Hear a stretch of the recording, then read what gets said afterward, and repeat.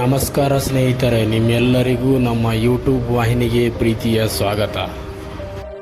ನಮ್ಮ ಹೆಮ್ಮೆಯ ಪ್ರಧಾನಿಯಾದ ನರೇಂದ್ರ ಮೋದಿಯವರು ಅಹಮದಾಬಾದಲ್ಲಿ ನಡೆದ ಕಾರ್ಯಕ್ರಮವೊಂದಕ್ಕೆ ಹೊರಡುವಾಗ ರೋಡ್ ಮಧ್ಯದಲ್ಲಿ ನರೇಂದ್ರ ಮೋದಿಯವರನ್ನು ನೋಡಲು ಹರಿದು ಬಂದ ಜನಸಾಗರ.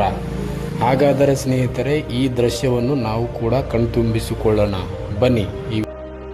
जनता अभिवादन करने के लिए, अपने प्रधानमंत्री को देखने के लिए, उनकी एक झलक पाने के लिए सड़क के दोनों तरफ पलक पावड़े बिछाए इंतजार कर रही है. ये प्रधानमंत्री नरेंद्र मोदी का रोड शो है जो कि अहमदाबाद से सरसपुर गांव तक जाएगा.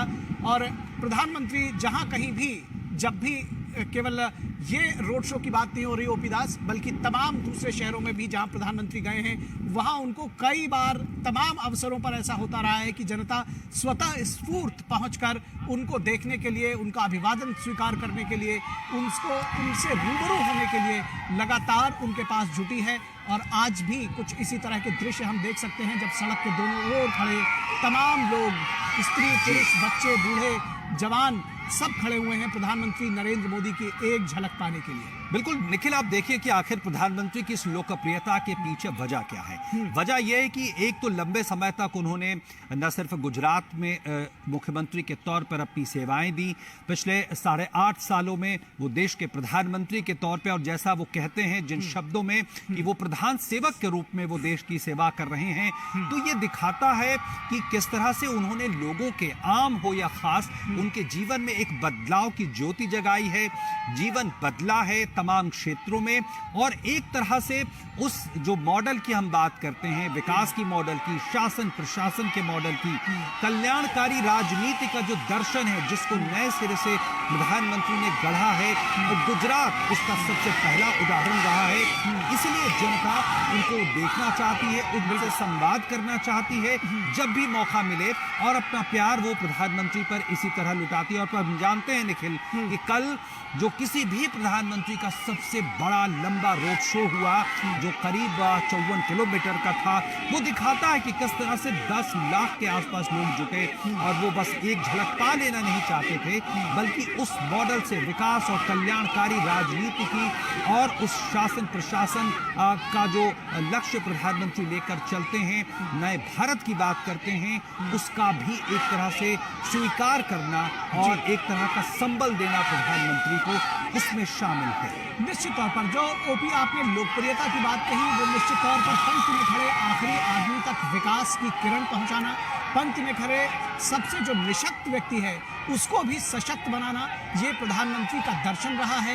और उस दर्शन की वजह से ही, उस लाभ की वजह से ही प्रधानमंत्री की जो लोकप्रियता है, जो प्रधानमंत्री जब कहते हैं कि वो हर एक व्यक्ति के लिए सोचते हैं, प्रधानमंत्री जब वो कहते हैं कि वो प्रधानमंत्री नहीं प्रधान सेवक हैं, तो लोगों ने इस बात को सिर्फ ये कोरी जुबानी जमा खर्च नहीं है, बल्कि लोगों ने इसको अपने जीवन में महसूस भी किया है. और यही वजह है कि जब प्रधानमंत्री निकलते हैं तो उनका अभिवादन करने के लिए, उनको देखने के लिए, उनकी एक झलक पाने के लिए लोगों का तांता लग जाता है, हुजूम उमड़ पड़ता है. जो आपने कल का जिक्र किया, 54 किलोमीटर लंबा रोड शो, 10 लाख लोग, तो सहज अंदाजा लगाया जा सकता है कि प्रधानमंत्री के एक झलक पाने के लिए किस तरह से लोग लगातार दौड़ते हैं. तमाम सारी जो योजनाएं, परियोजनाएं प्रधानमंत्री ने, केंद्र सरकार ने और गुजरात सरकार ने उनकी अगुवाई में जो चलाए हैं, वो सारा दरअसल लोगों के जेहन में है. जो पहले का और अब का जो अंतर है वो लोग महसूस करते हैं. और यही वजह है कि आज के प्रतिस्पर्धी राजनीति में जहां पर व्यक्ति के पास समय नहीं होता, वहां वो प्रधानमंत्री की, अपने नेता की एक झलक पाने के लिए, उसको धन्यवाद ज्ञापित करने के लिए, उसके साथ अपना जुड़ाव दिखाने के लिए, उसको महसूस करने के लिए इस ऐसे रोड शोज में पहुंचते हैं. आप ये देख सकते हैं दृश्य कि किस तरह से युवा उनकी गाड़ी के पैरेलल दौड़ रहे हैं. वो चाहते हैं कि एक झलक प्रधानमंत्री की एक तस्वीर उतार ले. एक जो नया प्रचलन है ओपी दास, जो सेल्फी लेने का, वो भी लोग इसमें लगातार देखा जा सकता है कि लोग फोटोग्राफ्स खींच रहे हैं. कम से कम कोशिश तो आम लोग करते ही हैं, आम लोग और युवा खासकर कोशिश करते हैं. बिल्कुल, और जहाँ ज्यादा भीड़ हो जाती है, गाड़ी रोकनी पड़ती है, वहाँ पर लोग दौड़ करके सेल्फी लेने की कोशिश करते हैं, जो सुरक्षा और खासी मशक्कत करनी पड़ती होती है.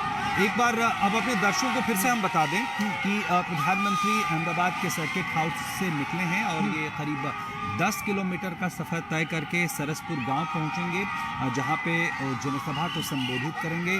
और प्रधानमंत्री कल भी यहां मौजूद हैं। लगातार चुनावी सरगर्मियों में प्रधानमंत्री भागीदारी कर रहे हैं और सीधा संवाद कर रहे हैं जनता से। और ये दृश्य आप अहमदाबाद की सड़कों के देख रहे हैं। हमारे साथ हमारे वरिष्ठ सहयोगी विनोद जी जुड़ रहे हैं।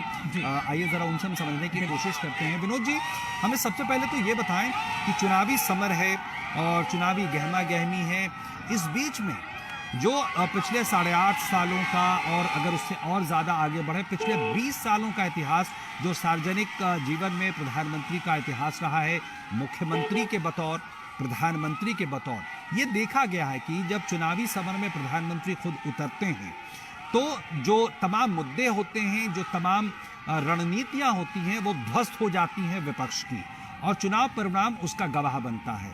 क्या ऐसे ही एक परिस्थिति के हम गवाह बन रहे हैं? और इसको निश्चित तौर पर चुनावी समय है तो चुनावी परिदृश्य या कहें उसी कॉन्टेक्स्ट में इसे देखा जाना चाहिए क्या? ओपी, आपने बहुत अच्छा सवाल किया है, लेकिन आप ये देखिए कि क्या ये आकर्षण सिर्फ गुजरात में है या ये आकर्षण जो है कि देश के और अलग हिस्सों में भी हमें देखने को मिलता है। तो आप ये देखिए कि जो उस भीड़ में जो उत्साह आप देखिए, लोगों की उमंग देखिए, तो जो आप बनारस में जो कल प्राइम मिनिस्टर का रोड शो में हमने देखा था, इतनी भीड़, 4 घंटे का वो रोड शो अब तक के इतिहास में एक सबसे बड़ा रिकॉर्ड है, 50 किलोमीटर से लंबा सफर का। और आज जब आप ये देख रहे हैं इसमें, तो आप ये देखिए कि ये जो लोगों के साथ उनका जो कनेक्ट है, तो वो ऐसा ही भीड़ में, ऐसा ही उत्साह और ऐसे ही रोड शो आपको बनारस में भी दिखेगा। छोटी छोटी से में निकलते हुए जब पीएम का काफिला चलता है, जब हम वहां हम लोगों ने उस नजारा को करीब से देखा है, तो आपको लगेगा कि ये ऐसा दृश्य क्या भारत में इससे पहले कभी हुआ था क्या? तो ये जो देश का एक नायक, जननायक के रूप में और राष्ट्रीय नेता के रूप में मोदी को एक पहचान जो मिली है, लोगों ने दिया है, ये उसका आकर्षण है। और सबसे बड़ी बात ये है कि ये जब लोकतंत्र का हम कहते हैं कि ये उत्सव है, तो ये उत्सव का मतलब वन साइडेड नहीं होता है ओपी। उत्सव का मतलब होता है कि आप पार्टिसिपेशन को ग्राउंड जीरो तक बढ़ाए, तब ये ग्राउंड जीरो की जो डेमोक्रेसी की जो ग्रास रूट डेमोक्रेसी है वो मजबूत होती है।